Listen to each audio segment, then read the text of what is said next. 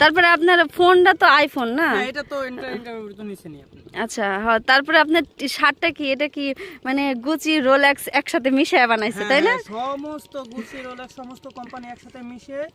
আসলে রোলেক্সটা যেন কোন ব্র্যান্ডের জন্য বিখ্যাত ছিল?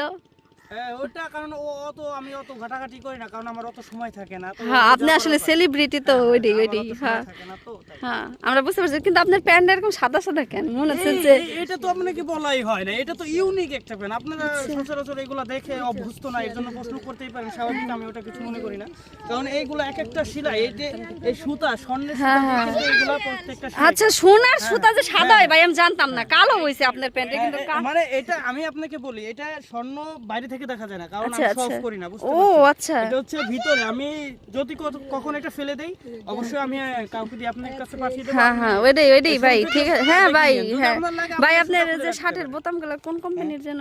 এই সাথের বোতাম, এই যে এখানে কালো, এখানে সাদা, আর এগুলো সব হোয়াইট গোল্ড না? হ্যাঁ হোয়াইট গোল্ড। আচ্ছা আচ্ছা। আর এটার ভিতরে কিন্তু আরো কাজ করা আছে, শুধু একটা বোতামের জন্য আমার 2-3টা কোম্পানি অলরেডি আছে, বুঝতে আচ্ছা পেরেছেন? আচ্ছা আপনি ভাই চাপার উপর আসলে না, না, ওই যে এটা হয়তো চাপানো ভাগ্যিস ওই যে উপর দিয়ে মানে কারেন্টের লাইন আছে, কোন সময় যেন বিস্ফোরণ ঘটে যায় ভাই।